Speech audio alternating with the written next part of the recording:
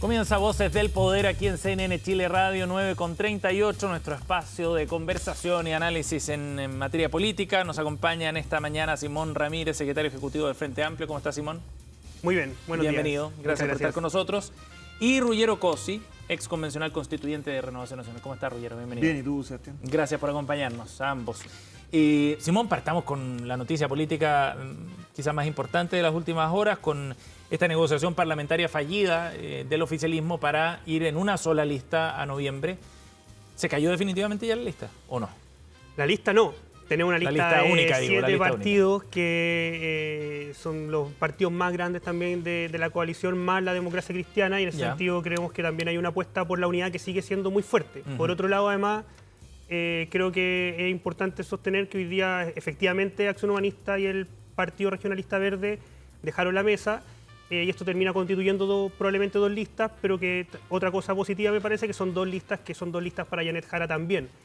Así que no es el escenario que nosotros estábamos buscando, porque efectivamente el escenario que nosotros queríamos era la unidad de la totalidad de los partidos como gesto político, y además por el resultado electoral que eso augura, que siempre es mejor. El sistema electoral premia, digamos, la unidad. La unidad. Y eso, bueno, no se logró totalmente, pero también vamos a seguir firme con estos 7 partidos. Para entender bien cómo queda el mapa, el Frente Regionalista Verde y Acción Humanista se separan, van con otra lista y con otros partidos también.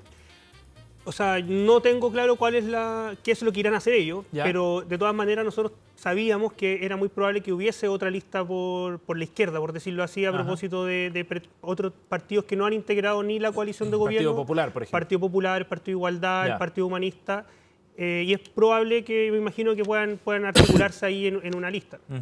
Entonces, la lista oficialista, digamos, se mantiene con estos 7 partidos que siguen negociando. Sí, son, digamos, solo 6 partidos que han sido parte del gobierno, más la democracia cristiana, pero que además la democracia cristiana se suma a este pacto electoral, pero que ha venido trabajando durante todo este año programáticamente con todos los partidos del oficialismo. Simón, y antes de darle la palabra a Ruggero, ¿no es un problema el que no haya habido una lista única con los 9 partidos, considerando que era también el deseo de la propia Janet Jara? Nosotros movimos el estándar, digamos, porque en el fondo lo anómalo es que esto ocurra. Al frente lo que vemos es todo lo contrario, o sea, fragmentación, división, distintos candidatos, una lista con 2 candidatos, otra lista con Evelyn Matei, pero con todos los conflictos que se ha generado, y acá tenemos eventualmente 2 listas, todos con una misma candidata presidencial, y por lo tanto hoy día se nos pone otra vara a propósito del estándar que nosotros mismos elevamos. La unidad es muy importante.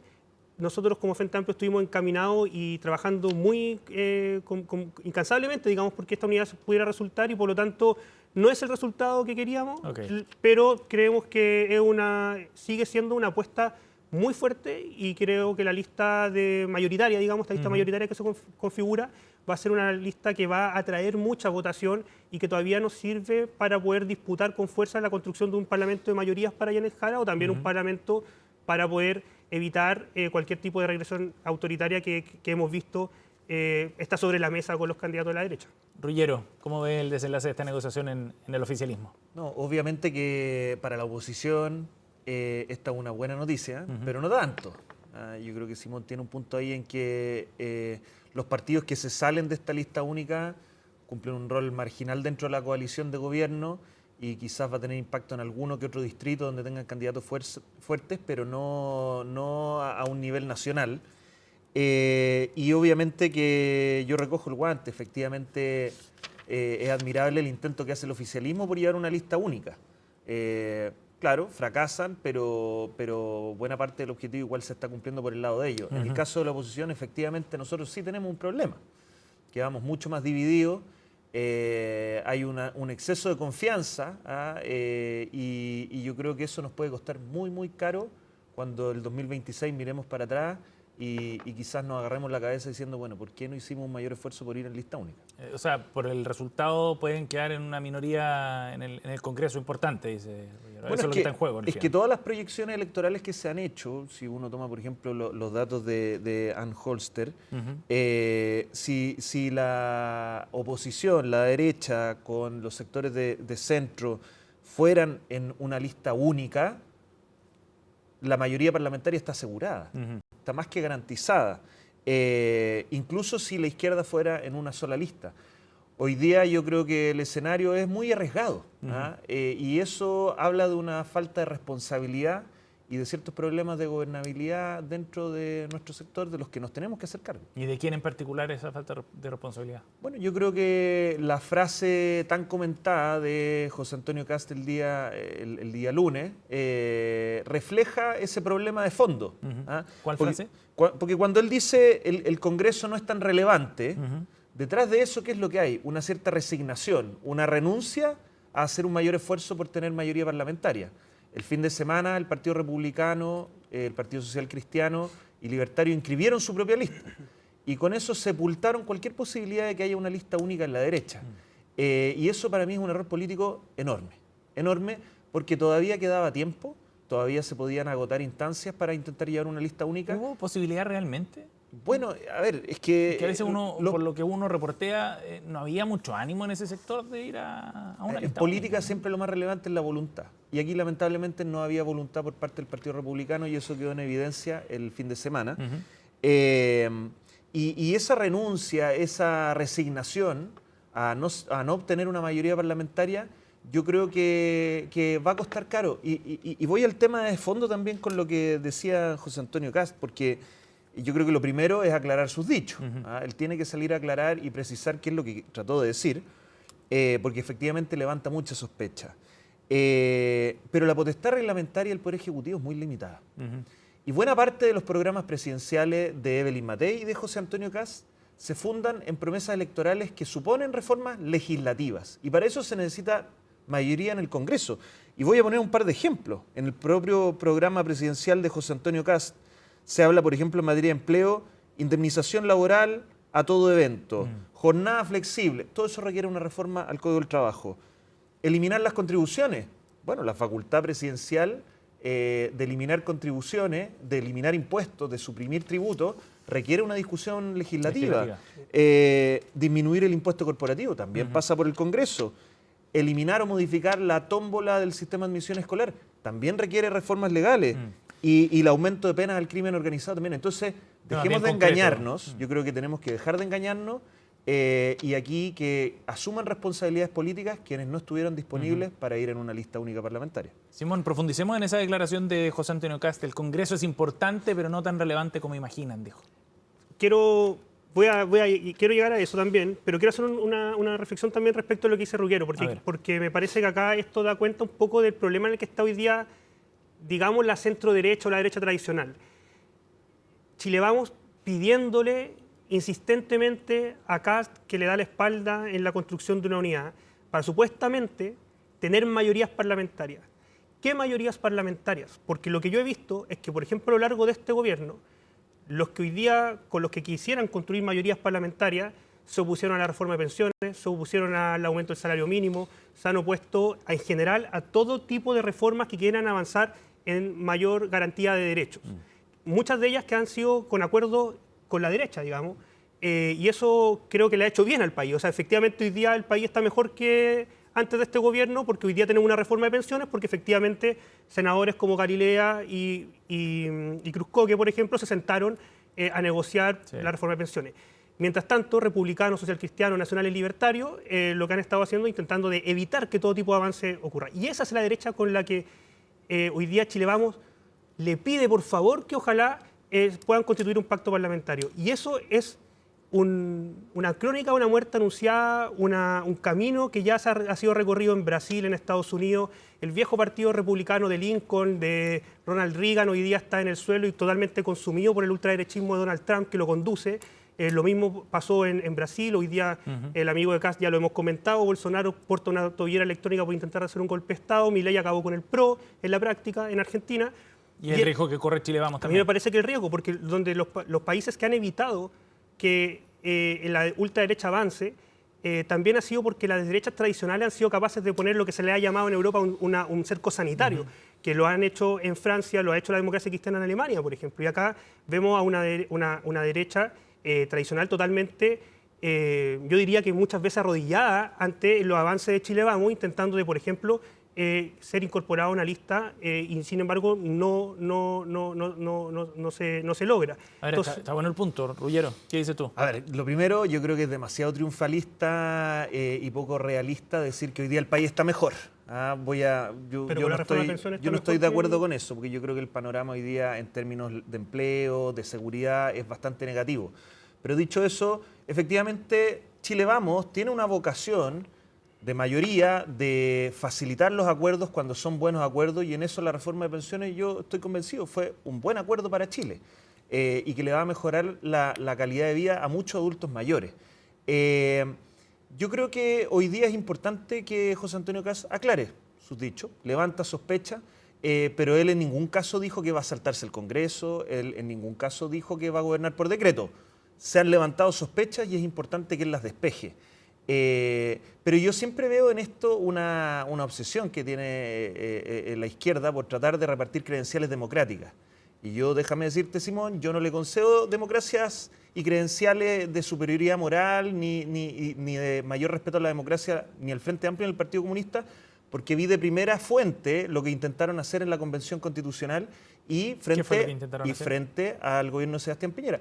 Derrocar a Sebastián Piñera y después imponer un modelo protochavista en Chile. Y eso para mí es también antidemocrático. Entonces yo creo que también es bueno que dejemos esa obsesión por repartir credenciales democráticas y nos apeguemos a la discusión de fondo, que es que yo creo que a Chile, y aquí voy al punto de fondo, no le hace bien insinuar siquiera que se le va a quitar relevancia al Congreso. El Congreso cumple un rol y precisamente volviendo a la experiencia de la Convención Constitucional, cuando se intentó eliminar al Senado, el Frente Amplio y el Partido Comunista, hubo una gran voz ciudadana que dijo, no, el Senado es una institución republicana, aunque hay desprestigio de los parlamentarios que lo reflejan todas las encuestas. Yo creo que en Chile ese tipo de experimentos no son bien vistos. Y yo creo que por eso es importante aclarar el punto y de que aquí nadie va a intentar gobernar por decreto, porque al Congreso y los contrapesos en un sistema constitucional se respetan. Cuando uno ve la trayectoria de Kast, es evidente que su apego por la democracia es al menos débil. ¿Por qué? ¿En qué se refleja? Cuando la campaña, y esto lo ha vivido también Chile Vamos, digamos, o su forma de hacer políticas se estructura en base a la desinformación, por ejemplo, a todas estas campañas de violencia digital que hemos estado viendo, cuando, por ejemplo, en sus programas pasados planteaba que iba a generar una coalición latinoamericana para perseguir a las fuerzas de extrema, que él llamaba de extrema izquierda, cuando dice que el Congreso importa poco, es una frase muy profunda, digamos, lo que está planteando es que su apego por la democracia es bastante, al menos por decirlo poco, débil. Y en general, y ese es el punto que yo planteo, en todos los lugares donde la ultraderecha ha avanzado sistemáticamente con fuerza y empiezan procesos de erosión democrática, como en Brasil, como en Estados Unidos, ha sido la derecha tradicional quien le ha pavimentado el camino a la ultraderecha. Y hoy día en Chile estamos viendo exactamente eso. Y a mí tampoco me sorprende tanto porque nuestra derecha, entre comillas, tradicional, tampoco es una derecha con grandes credenciales democráticas. Ahora, ¿tú crees que José Antonio Kast se refería específicamente a eso, a un intento por, digamos, concentrar más poder en el Ejecutivo? ¿Esa es tu lectura? Porque lo que explicaban desde la bancada republicana es que se refería a que muchas de sus propuestas de recorte de gasto, por ejemplo, no necesitaban pasar por el Congreso, sencillamente, sino que tenía que ver con decisiones de carácter administrativo. Algo que ha dicho Evelyn Matei, por ejemplo. No, claro, pero cuando hace una frase tan enfática y al mismo tiempo, y esto yo se lo concedo a Ruggiero, digamos, convivimos en un marco institucional y constitucional, donde las facultades presidenciales en realidad son limitadas, y a esa frase además le suma que el Congreso no es tan importante, yo creo que cuando uno hace una raya para la suma, te das cuenta que efectivamente en la frase hay una posición que desde el punto de vista de los demócratas me parece que es riesgosa. Y creo que el Congreso no solamente es una institución importante, es la más importante de la República para que la República pueda llamarse democrática. O si no, sin Congreso, la representación digamos, de la ciudadanía. Es ahí donde también se representa la voluntad popular en la legislación. Y justamente la gracia de la República democrática, es que en el fondo los ciudadanos y las ciudadanas puedan ser de alguna manera colegisladores. Hoy día tenemos un Congreso que efectivamente ha sido muchas veces pasado por encima y que muchas veces también ha sido sobrepasado por el poder del dinero. Lo vimos también en la misma reforma de AFP, parlamentarios legislando con minutas de la misma administradora, o lo hemos visto en casos ya críticos y escandalosos como la ley Longueira, ¿no es cierto?, donde efectivamente el poder del dinero se impone ante la voluntad popular. Lo último, Ruggiero, antes de la pausa. O sea, insistir, yo no voy a aceptar que el Frente Amplio reparta credenciales democráticas porque, insisto, intentaron derrocar a un presidente electo como Sebastián Piñera y después instalar un régimen protochavista en la Convención Constitucional. Pero dicho eso, el punto de fondo, donde yo creo que sí hay un punto de discusión interesante es ¿qué puede hacer un próximo gobierno a través de la potestad reglamentaria? Cosas que no requieren leyes, efectivamente son muchas.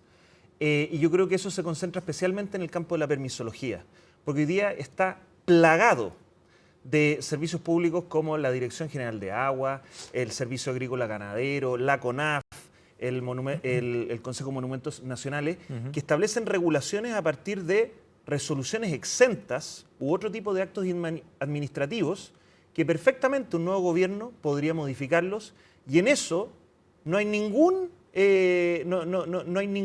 límite constitucional que se esté traspasando. Al contrario, habla de la posibilidad que tiene el Poder Ejecutivo de modernizar el Estado, de generar más eficiencia y de eliminar trabas hoy día que tenemos importantes para la inversión. Pero de ahí a decir que el Congreso no es relevante, yo creo que José Antonio Kast comete un error y es importante que lo aclare. Ruggiero Cosi y Simón Ramírez están con nosotros aquí en Voces del Poder. Nos vamos a ir a la pausa, son las 9:54 y ya seguimos con CNN Chile Radio. No se vayan.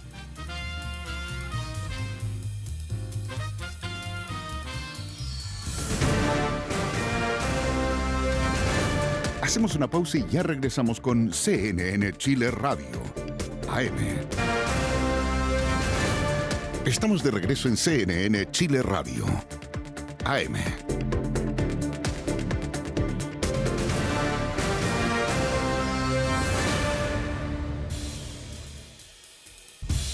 Estamos de vuelta, seguimos en CNN Chile Radio, 9:56. Hacemos Voces del Poder como cada mañana. Nos acompañan aquí en el panel Ruggiero Cosi y Simón Ramírez. Les propongo que hablemos de la discusión respecto al voto obligatorio. Faltan casi 100 días ya para la elección. El tema todavía no está completamente zanjado. Se ha ido encaminando quizás la conversación, pero la comisión de la Cámara retrasó el proyecto de discusión sobre el voto obligatorio. Se acusan desde la oposición algunas maniobras como para dilatar este tema y poner más presión en el debate. Pero me gustaría conocer primero sus definiciones respecto a la discusión, ¿no? A la obligatoriedad del voto y a las multas que hay que establecer. Simón, ¿cómo ves ese tema?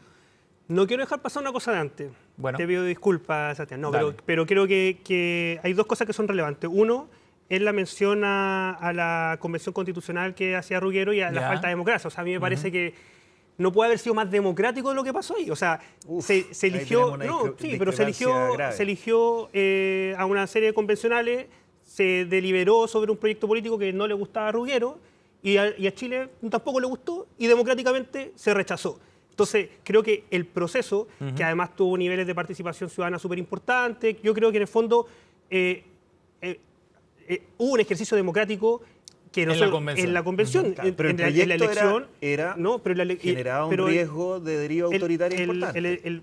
Lo dijo Belisario Velasco, Eduardo Frei Ruiz Tagle, no solo la derecha. El proyecto se deliberó democráticamente adentro de la convención y luego se presentó para que la ciudadanía lo deliberara y decidiera sobre él. Ruggiero apunta al contenido de la propuesta. Sí, pero el contenido de la propuesta, ahí tenemos una diferencia. A mí no me parece en absoluto que haya tenido que ver con un tránsito autoritario, pero el carácter democrático del proceso, porque dice, no me pueden poner credenciales democráticas, creo que el proceso fue extremadamente democrático. Y hecho el punto. Nunca el Frente Amplio ha querido derrocar a un presidente. Eso es absolutamente una mentira. Y eso yo creo acusaciones constitucionales contra Sebastián Piñera. Y las acusaciones constitucionales es un mecanismo que la propia Constitución, como dice su propio nombre, permite. Por lo tanto, una cosa es utilizar mecanismos constitucionales para poder tener fines que los mismos mecanismos constitucionales presentan, en este caso una acusación constitucional, que podemos tener diferencias respecto del fondo. A mí me parece que lo que estaba ocurriendo en ese momento en Chile, las violaciones a los derechos humanos, fueron una situación extremadamente grave. Pero hablar así de livianamente sobre que el Frente Amplio ha querido derrocar presidentes, eso nunca ocurrió. El único presidente derrocado acá ha sido Salvador Allende a través de un golpe de Estado que hoy día la derecha todavía sigue reivindicando. Porque fracasaron, pero lo intentaron. Lo último. Sebastián Piñera. Ya. Vamos a la discusión sobre el voto obligatorio entonces. Vamos al voto. Ruggiero. Si quieres, yo tomo el punto. A ver, yo creo que precisamente enlaza con la experiencia política reciente de nuestro país. Si, dado que estábamos hablando de la Convención Constitucional, ¿cuál fue el gran trauma que adquiere el Frente Amplio y el Partido Comunista luego del rechazo el 4 de septiembre del 2022? Que el voto obligatorio nos sacó a todo el país de este autoengaño que era el voto voluntario.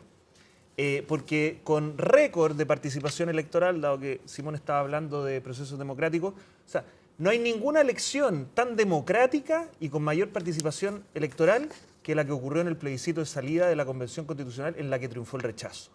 Y frente a esa derrota que sufrió la izquierda en Chile, es que hay un trauma y hoy día pareciera que hacen todo lo posible por eludir este gran avance que ha significado el voto obligatorio. Porque el voto obligatorio al final del día no solo supone que los ciudadanos cumplan con su deber cívico de participar en las elecciones democráticas, sino que también nos saca de esta burbuja del autoengaño.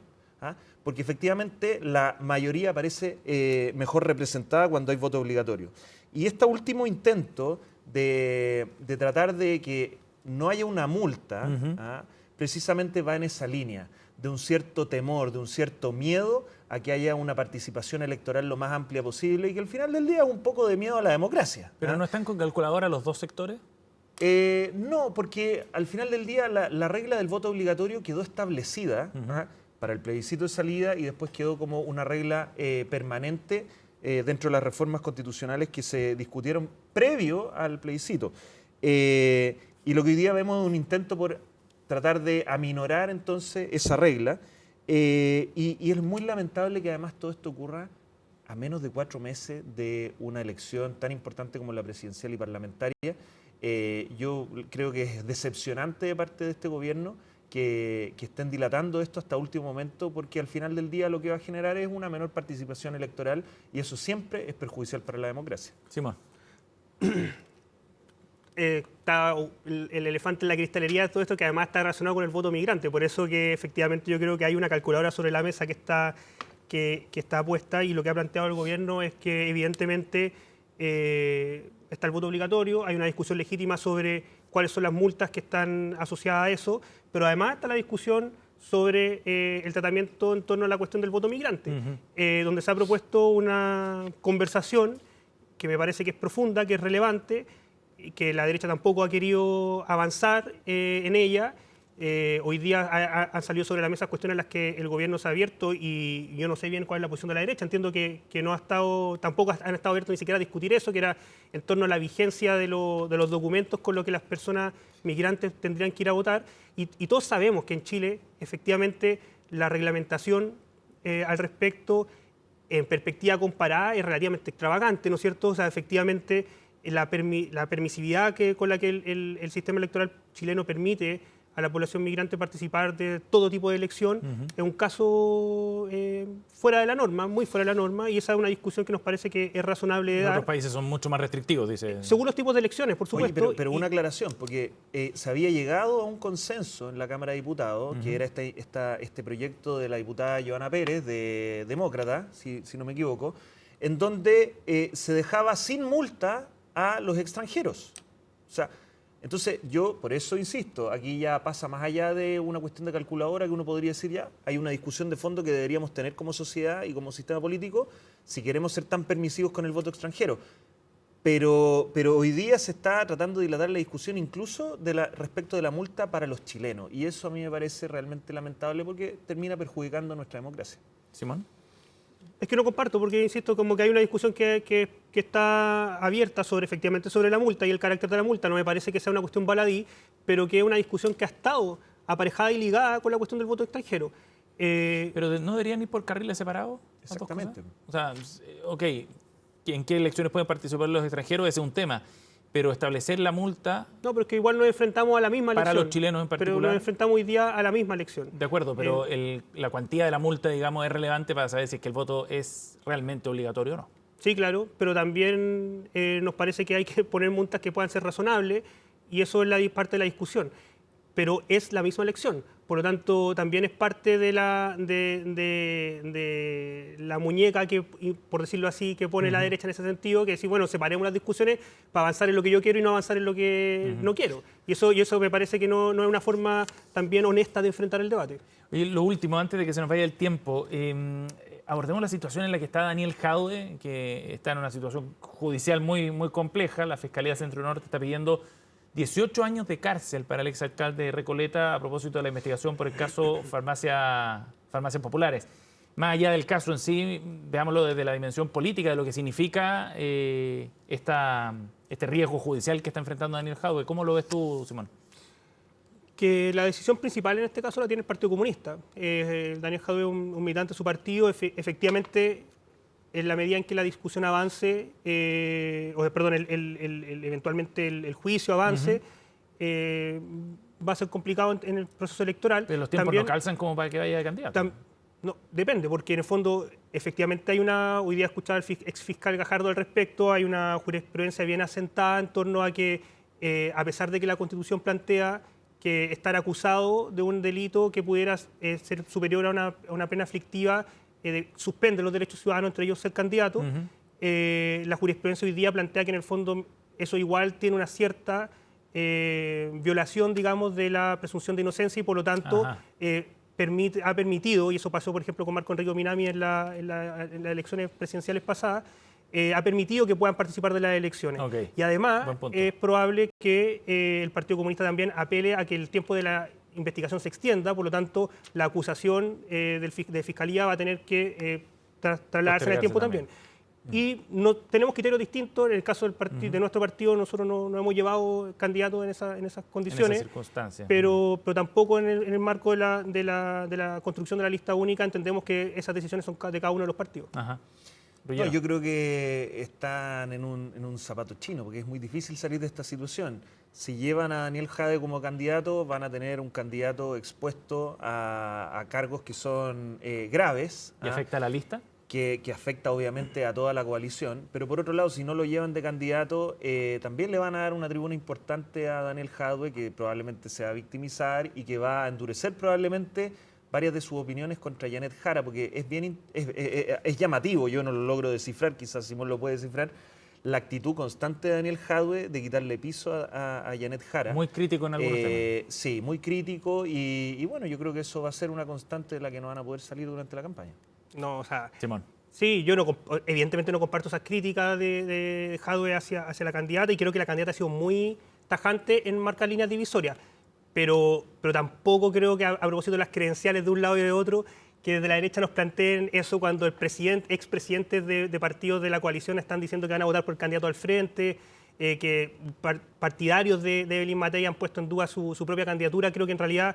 por las lealtades políticas. Sí, creo que esas lealtades políticas en la derecha en general han tendido a dejar caer candidatos presidenciales en casi todas las elecciones que hemos tenido hasta la fecha. Entonces, hay un historial largo de un poco de que cuando las cosas están medias turbulentas dejan caer candidatos presidenciales. Entonces, la verdad es que me parece que es una situación bien puntual, que la candidata ha despachado rápidamente de manera tajante y que nosotros no compartimos. Para nosotros las campañas son bien verticales en ese sentido. O sea, la que manda acá es la candidata que va a ser, esperamos, la presidenta de Chile y por lo tanto esa autoridad se le entrega también en el proceso de campaña. Simón Ramírez y Ruggiero Cosi con nosotros esta mañana aquí en Voces del Poder. Gracias por haber venido, Simón, Ruggiero. Gracias por estar con nosotros. Muchas gracias. 10:08. Vamos a ir a terreno. Nos está llamando hasta ahora María Paz Ortiz. Ha estado reporteando el operativo.